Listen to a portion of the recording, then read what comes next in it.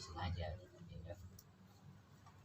Selawat dan salam kepada Nabi besar Muhammad SAW. Mudah-mudahan kita semua mendapatkan cahaya cinta dan kasih sayang dan curahan syafaat dari Rasulullah SAW.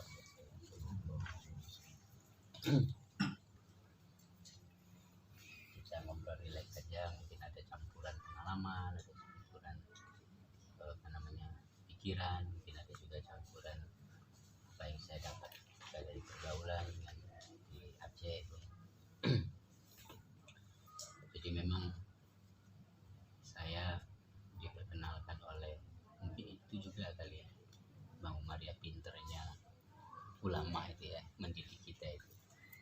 Mungkin Bang Umar juga tidak membayangkan akan seperti ini kan, gimana caranya bisa belok ke tempat ini. Kalau sendirian gimana ngebelokinnya Bang? Pasti harus ada hidayah dari Allah kan. Kalau bukan hidayah dari Allah, kita tidak bisa kumpul ini. Tidak bisa, pasti harus ada hidayah dari Allah. Kalau bukan hidayah Allah juga yang menembus dada kita juga tidak bisa cinta pada ulama. Kita juga tidak bisa cinta kepada para wali-wali Allah. Bahkan kalau tidak ada hidayah yang menembus dada kita juga tidak bisa mengucapkan kalimat la ilaha illallah itu dengan nikmat dalam arti bahwa mengucapkan itu dengan penuh keikhlasan, penuh ketulusan, dan juga mengucapkannya itu seakan-akan kita merasa bahwa ada kekhusyuan, seterusnya. Susah itu. Kita mungkin udah tahu dari dulu kalimat la ilaha illallah, sudah dengar dari kecil, dari azan di masjid itu kan. Sejak kecil kita sudah mendengarkan kalimat la ilaha illallah. Setiap azan kalimat la ilaha illallah Muhammadur Rasulullah kita dengar. Tapi kenapa kenikmatan mengucapkan la ilaha illallah Muhammadur Rasulullah itu baru sampai ke hati kita setelah ditiupkan oleh guru kita pada dada kita.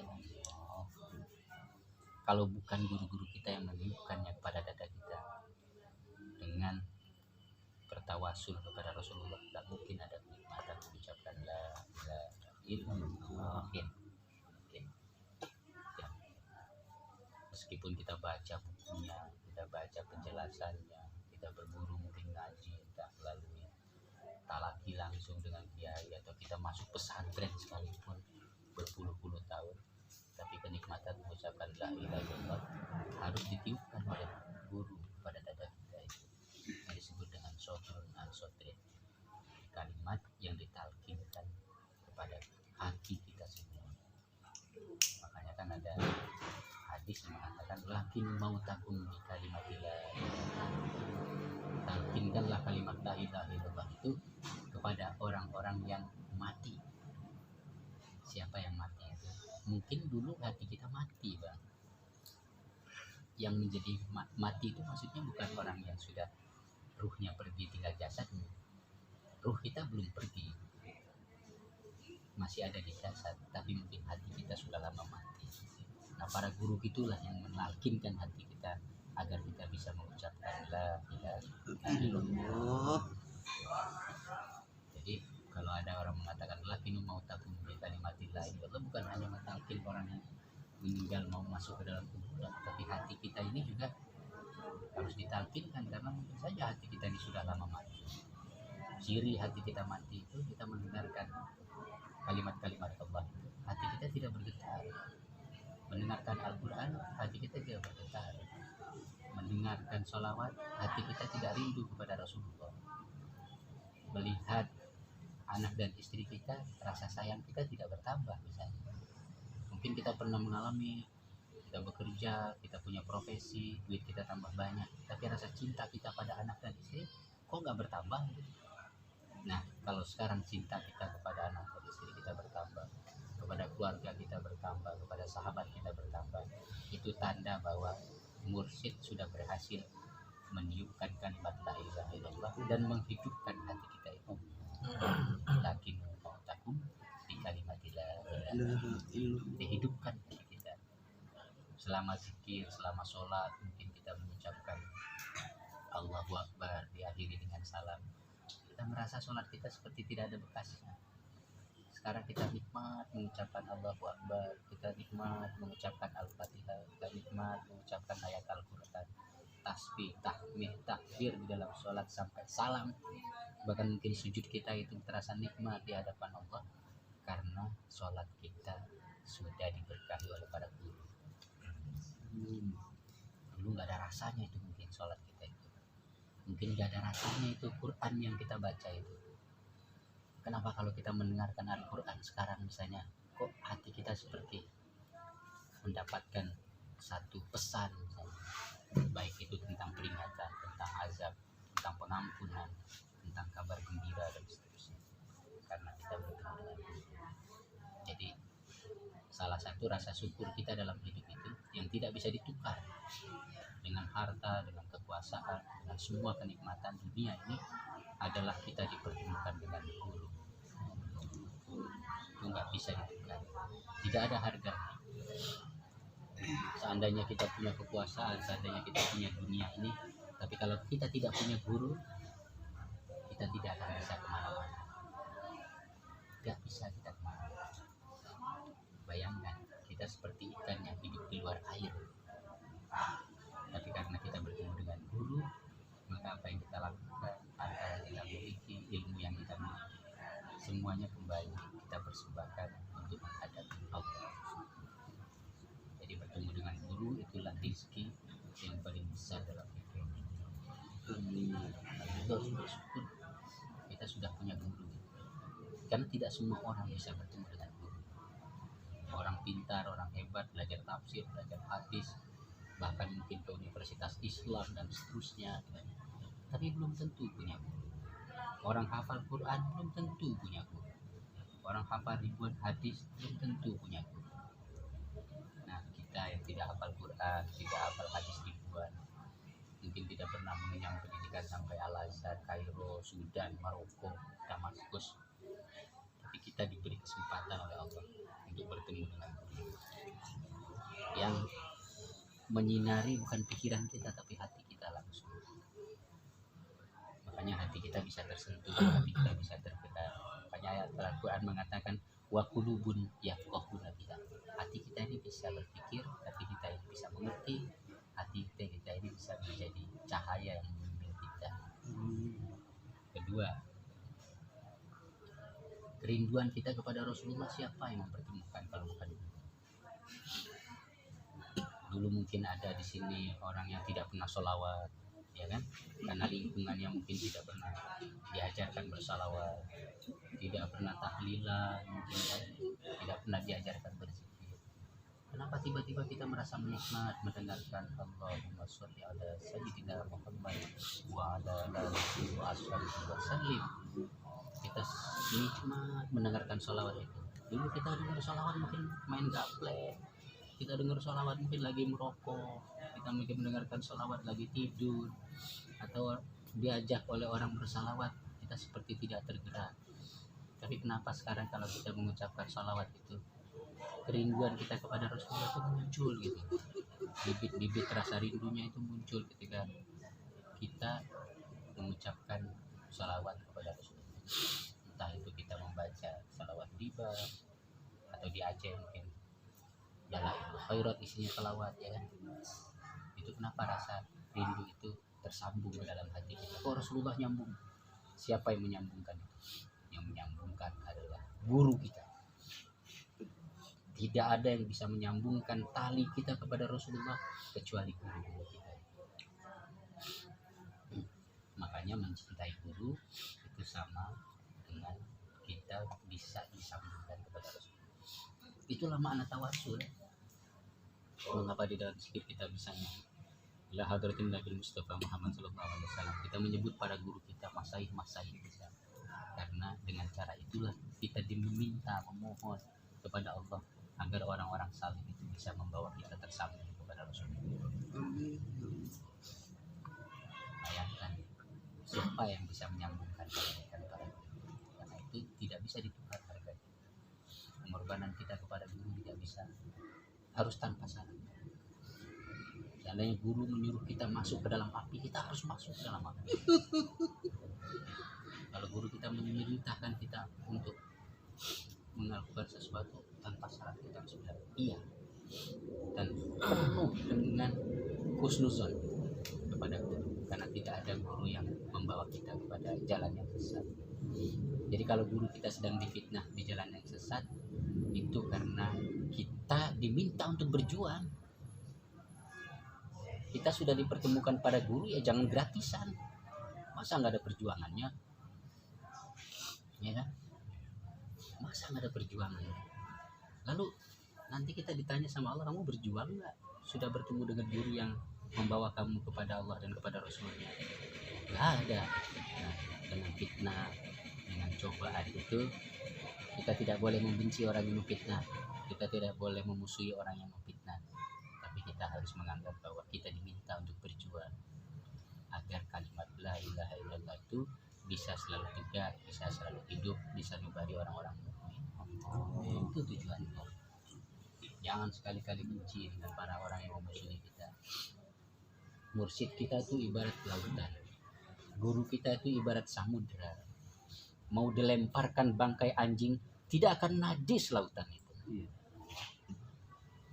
Dilempar bangkai apapun ke laut, laut tetap bisa menjadi tempat kita berwudu.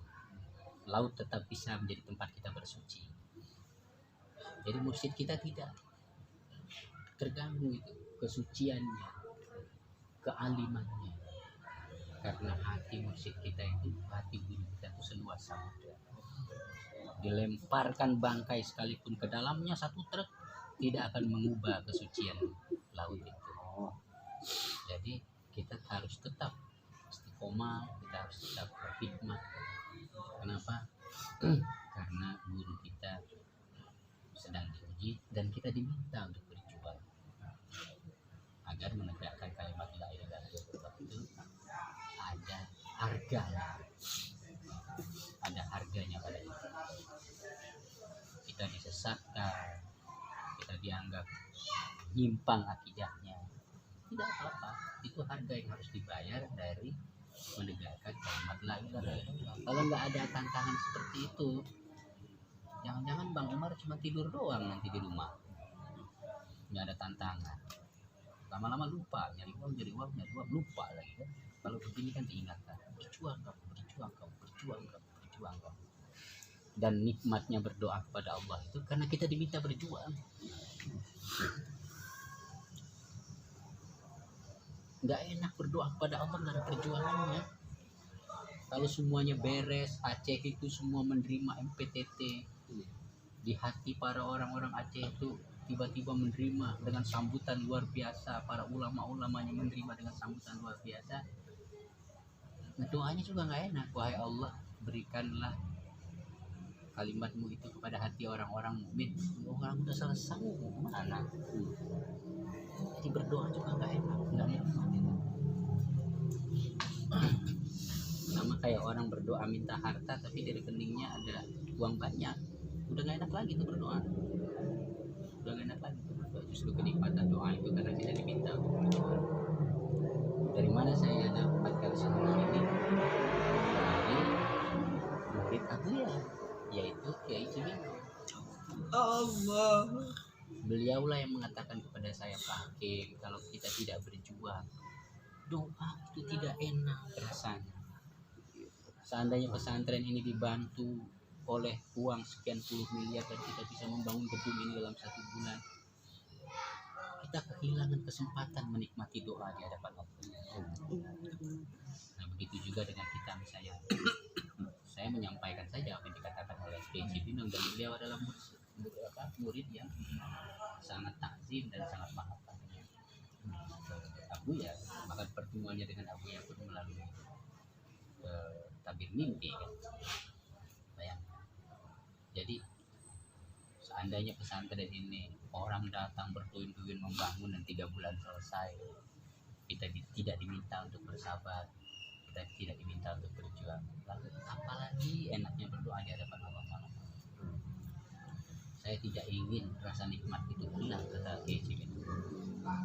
Saya tidak ingin rasa nikmat berdoa di hadapan Allah itu hilang, karena orang berduyun-duyun membangun pesantren itu. Bayangin, sementara orang lain sedang mencari dukungan dari mana-mana, kita justru ingin menikmati nikmat yang Tuhan Allah. Seperti ini juga yang kita nikmati sekarang bersama dengan guru kita di Aceh. Saya memang tidak berbaiat secara resmi dengan Abu Yan, tapi saya heran kenapa 2 bulan belakangan ini di dalam zikir saya yang mungkin kualitasnya masih di comberan itu selalu terbayang wajah Abu Yan. Tapi saya nggak berani bercerita, takutnya nanti dianggap sebagai wah itu halusinasi dan tiba-tiba bertemu dengan peristiwa ini. Dan berkat peristiwa fitnah Aceh ini juga justru saya mencari jalan ilmu pengetahuan itu, Bang Umar. Saya membuka kitab-kitab, saya membuka cerita-cerita dari Abdul Rauf As-Singkili, bagaimana beliau dulu berjuang menyebarkan tarekat, bahkan menyebarkan paham yang disebut dengan Maratibul Wujud kan.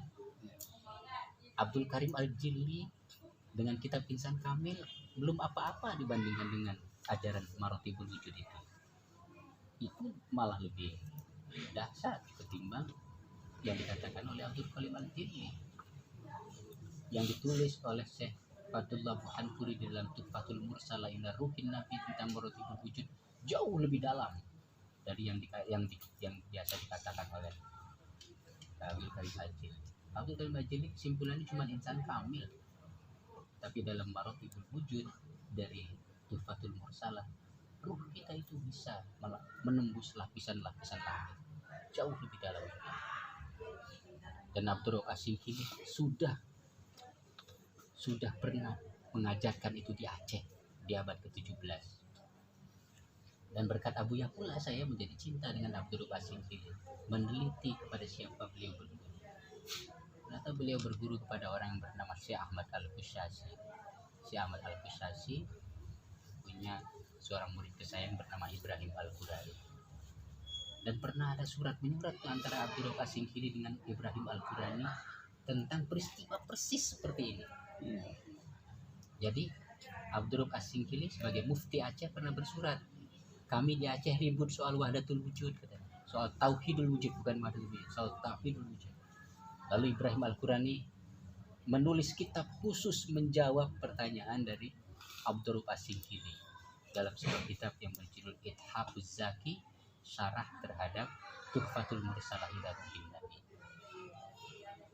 Ibrahim Al-Qurani mengatakan di dalam kitabnya itu ditujukan kepada Ashabul Jawiyin. Dulu Aceh itu disebutnya dengan Jawi kan. Di dalam kitab Sulaiman Sufi juga disebutnya juga Jawi gitu. Salah satu ulama atau ada mursyid besar dari Nasaban Katolik. Beliau mengatakan bahwa tauhidul wujud tidak sama ya tauhid sufi dalam bahasa sekarang. Tauhidul wujud atau tauhid sufi sama sekali tidak bertentangan dengan syariat, sama sekali tidak bertentangan dengan paham Ahlussunnah wal Jamaah. Apa yang kita ikuti itu tersambung dengan seorang ulama yang bernama Junaid Al-Baghdadi yang mengatakan bahwa ilmuna hadza muqayyadun bil kitabi was sunnah.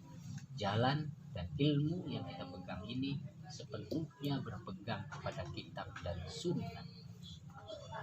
Jadi berpegang teguh kepada syariat.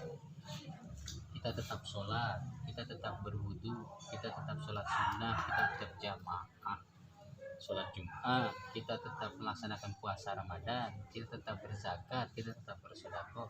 Semua syariat kita tempuh. Kaki kita harus berdiri tegak di atas syariat. Itulah tarekat dan jalan yang benar, sebagaimana dikatakan oleh Junaid Al-Baghdadi tadi, ilmu hadza muqayyadun bil kitab wa sunnah. Ilmu kita, jalan yang diberikan oleh guru kita tersambung secara kuat kepada Al-Quran dan Sunnah Rasulullah. Jadi nggak ada itu. Jadi abad ke-17 sudah peristiwa seperti ini. Jadi saya nggak heran, saya rileks aja hati saya menghadapinya. Lalu peristiwa ini terulang lagi, ya apa-apa, kita berjuang lagi. Seperti dulu Abdul Rauf As-Singkili bahkan mengirim surat ke Mekah kan kepada Ibrahim Al-Qurani. Seperti sekarang Abuya mengutus para jamaahnya yang ada di Jakarta ke Departemen Agama. Untungnya Bang Akmal atau Abi Irfan ini tidak diutus ke Mekah. Coba kalau diutus ke Mekah zaman dulu Bang Umar, harus naik kapal laut, Siap. baru pulang 6 bulan, suratnya belum tentu bisa kebawa, jatuh ke laut jangan-jangan. Bayangkan dulu Abdurrahman As-Singkil harus mengirim surat kepada Ibrahim Al-Qurani yang tinggal di Mekah, tadi di Madinah. Nah, secara kebetulan 4 hari yang lalu saya dikirim oleh seorang teman yang sedang meneliti Ahmad Al-Qushasi, kitab Syarah Hikam yang ditulis oleh Ahmad Al-Qushasi, guru dari Abdurrahman As-Singkil. Wah, orang besar dari Aceh. Dan kalau dikatakan bahwa pintu tasawuf itu adalah dari Selat Melaka sana, dari Banda Aceh sana, itu benar. Karena dari Abdurrahman As-Singkil itulah nanti tarekat itu menyebar ke Jawa Barat melalui Syekh Muhyi Pamijahan, melalui murid dari Abdurrahman As-Singkil bernama Burhanuddin Ulakan di Padang. Burhanuddin Ulakan itulah guru daripada Syekh Muhyi Pamijahan. Lalu menyebar ke tanah Banten, ke Makassar melalui orang bernama Syekh Yusuf Al-Makassar. Lalu menyebar ke tanah Banten juga kepada orang yang bernama Syekh Abdul Syakur. Baru menyebar juga ke Jawa Tengah sana sampai Pangeran Diponegoro. Itu adalah seorang penganut tarekat Satariyah yang nasabnya tersambung atau sanadnya tersambung kepada Abdul Qasim. Bayangkan. Jadi kalau sekarang kita mau ke Jawa Tengah, dari dulu jalannya sudah disediakan oleh para wali-wali Allah. Bukan suatu kebetulan. Jadi apa yang kita lakukan ini jalannya sudah disediakan oleh para wali-wali Allah. Kita tinggal menjalani. Kalau disuruh berjuang sedikit, nahan perasaan, ya wajar Bang. Ongkosnya itu. Masa masuk tol nggak mau bayar e-tol? Enak banget nyetir 120 km per jam, e-tol nggak bayar ya Bang? Waduh, itu bisa ini dikutuk malaikat. Jadi itulah ini kita yang penting sekali untuk kita guru itu. Kedua, selanjutnya, kalau kita punya guru, maka kaki kita ada yang megang. Kita kemana, kita menghadap kemana, kita menghadap kemana, kita melakukan apa, kita mau berbuat apa selama kita hidup, ada yang megang kita.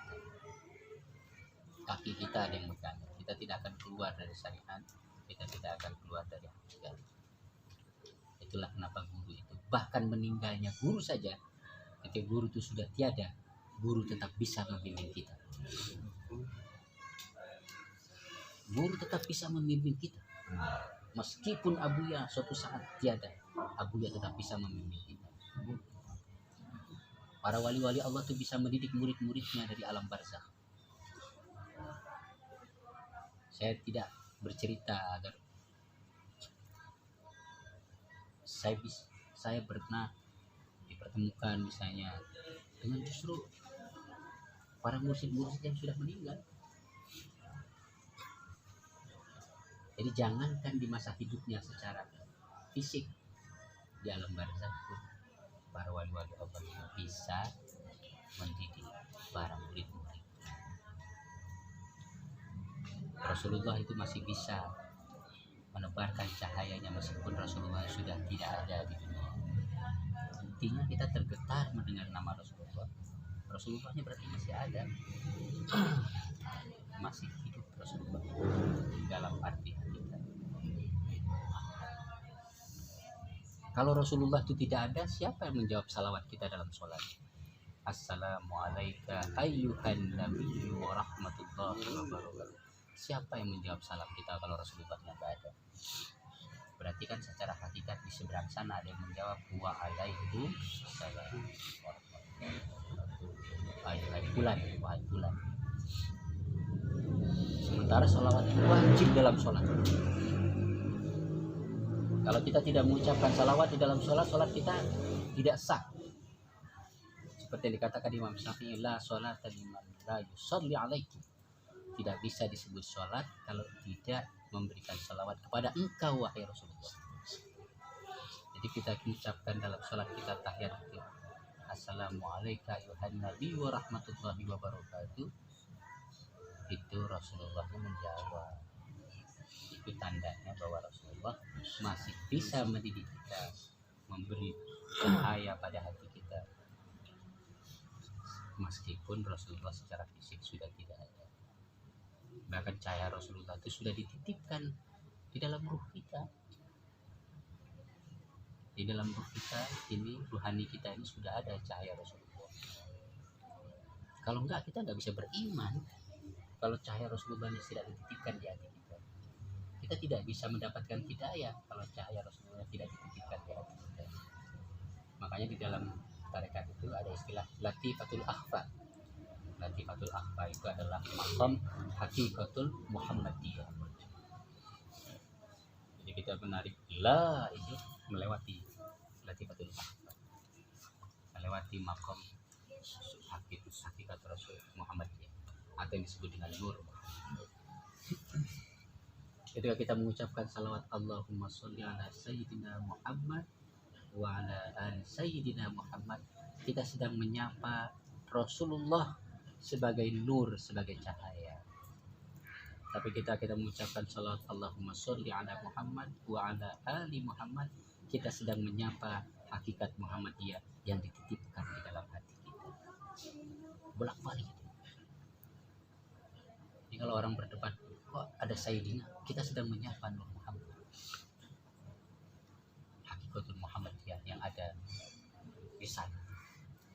Tapi kalau kita mengucapkan Allahumma sholli ala Muhammad wa ala ali Muhammad, kita sedang menyapa hakikat Muhammadiyah yang dititipkan di dalam ruh kita yang berbentuk latifatul mendiami maqam. Ini sudah ada dititipkan kita. Ayat Qur'annya juga ada. Wa'lamu anna fikum Rasulullah. Ketahuilah bahwa di dalam diri kalian terdapat Rasul. Menurut para ulama tafsir itu bukan majazi, itu hakiki. Para ulama tasawuf mengatakan fi di situ bukan bermakna tempat, bukan idhofah lil makan, tetapi justru bermakna hakiki, bahwa di dalam diri kita sudah dititipkan cahaya Rasul. Siapakah yang bisa mengantarkan ke sana? Pertanyaannya. Para guru-guru. Abuyalah yang mengantarkan kita. Allah. Mursyidlah yang bisa mengantarkan ke sana. Mursyidlah yang bisa menarik tangan kita agar kita sampai kepada hakikat Muhammadiyah. Jadi kita bertemu guru itu suatu kenikmatan, suatu rezeki yang tidak ada bandingannya. Kita punya rezeki, maka rezeki kita akan persembahkan kepada perjuangan. Kita punya usia kita persembahkan kepada perjuangan. Kita punya pikiran kita persembahkan kepada perjuangan. Bukan demi harta itu, bukan demi kekuasaan itu, bukan demi usia itu yang kita nikmati, tapi karena kita ingin persembahkan di hadapan perjuangan membela para wali-wali Allah, para guru-guru kita yang sedang menegakkan kalimat la ilaha illallah. Jadi itu bukan sesuatu yang ringan dan biasa. Itulah panggilan hidup kita itu. Kita mau lari kemana? Kalau kita dikejar tentara mungkin di zaman Aceh masih bisa lari ya, tapi di hadapan Abuya, Bang Umar masih bisa lari nggak? Tidak bisa lari. Mau tidur ingat aku, bangun tidur ingat aku, lihat muka anak kita ingat aku, mau berangkat dari rumah ingat aku. Kalau berhadapan dengan tentara masih bisa bersembunyi kita. Berhadapan dengan aparat negara masih bisa bersembunyi. Berhadapan dengan guru tidak bisa. Dalam sholat kita setelah salam kita berzikir, kan harus tawajud. Guru yang harus kita pandang dengan basirah kita, dengan hati kita yang kita pandang adalah guru. Natawajjahu bila ilaha illallah, kepada siapa? Melalui guru kita. Jadi nggak bisa kita membuang guru kita dalam hidup itu. Yang lain bisa dibuang, rumah bisa dibuang, kendaraan bisa dibuang, rekening bisa dibuang, guru tidak bisa dibuang. Nah itulah harga terbesar dan rezeki terbesar dalam hidup kita. Jadi Kalau misalnya kita mendapatkan cobaan, fitnah, ya fitnah kecil-kecilan lah itu, nggak mati kita. Dibilang sesat itu nggak mati kita, tetap enak makan, tetap masih sakit hati putus cinta daripada difitnah sesat, ya kan? Masih enak makan, masih enak tidur kita hanya diminta untuk membuktikan cinta kita kepada guru itu sebesar apa. Karena besarnya cinta kita kepada guru, sebesar itu juga cahaya yang akan menerangi. Oh, kalau dada kita itu cahayanya ingin besar, cahayanya ingin terang, persembahan cintanya juga harus besar. Dan itu syarat-syarat sendiri bergaul dengan Kiai Gunung gitu. Yang tadinya tidak tahu apa-apa, tidak mengerti apa-apa, beliau-beliau itulah yang membuka pintu hati kita itu. Makanya para guru kita itu disebut sebagai miftahul khair, yang membuka kebaikan hidup kita, wa mighlaqus syarr, yang menutup dan mengunci mata kita, hati kita terhadap maksiat. Bukan kita yang menjauhi maksiat, guru kita yang mengunci hati kita. Bukan kita yang mengerjakan kebaikan, guru kita membuka hati kita agar terbuka kepada kebaikan.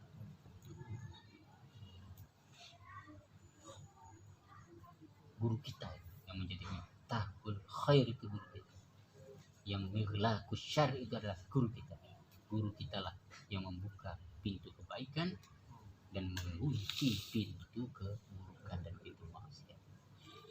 Kalau dulu misalnya kita masih senang dengan live musik malam minggu, kenapa kita senang duduk di sini padahal ini cuma pohon mangga, buahnya juga nggak ada, duduknya juga di bawah. Kalau dulu mungkin bisa nongkrong di kafe, panggil nyalain korek ya bang, orang cantik datang langsung bertanya, abang pesan apa, cappuccino, cafe latte, makan ini makan itu.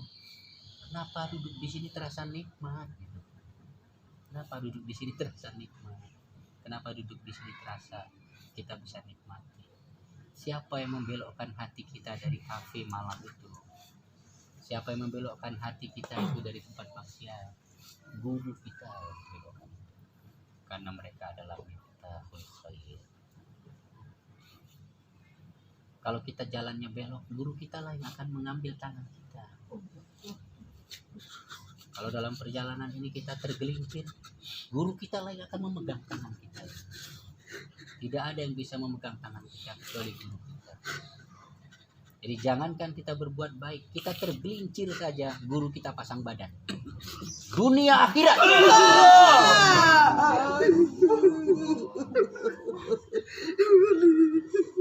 Guru kita itu bertanggung jawab pada kita itu. Dunia akhirat. Bukan cuma di akhirat, tapi di dunia guru kita bertanggung jawab. Seandainya hati kita malas, guru kita lah yang mengetuk hati kita agar kita rajin. Seandainya kita malas berzikir, guru kita lah yang menghidupkan hati kita untuk berzikir. Guru-guru kita mengucapkan Allahu Allah itu puluhan ratusan ribu per malam agar murid-muridnya bisa hidup hatinya. Kita baru mengucapkan 1000 udah ngantuk, 500 udah ngantuk, kadang-kadang mata udah sepet, duduk sebentar aja udah inget ini dan itu. Lalu kenapa kita bisa duduk setengah jam, bisa duduk 1 jam, bisa duduk 2 jam, bisa duduk 3 jam? Karena guru-guru kita sudah memberikan nutrisi pada kita dengan mengucapkan Allahu Akbar puluhan ribu per malam itu. Hati kita itu dipantau setiap hari, setiap malam selama 24 jam oleh guru-guru kita. Itulah kenapa kita menjadi ringan membaca Quran, menjadi ringan kita berjuang, ringan untuk keluar rumah. Anak-anak kita tidak marah pada kita, istri-istri kita udah nggak ngomel lagi ke kita. Dulu mungkin kita baru keluar 2 hari, WA-nya 15 kali tuh. Bang Umar mungkin ngalamin lebih dari itu, sadisnya kali bang ya.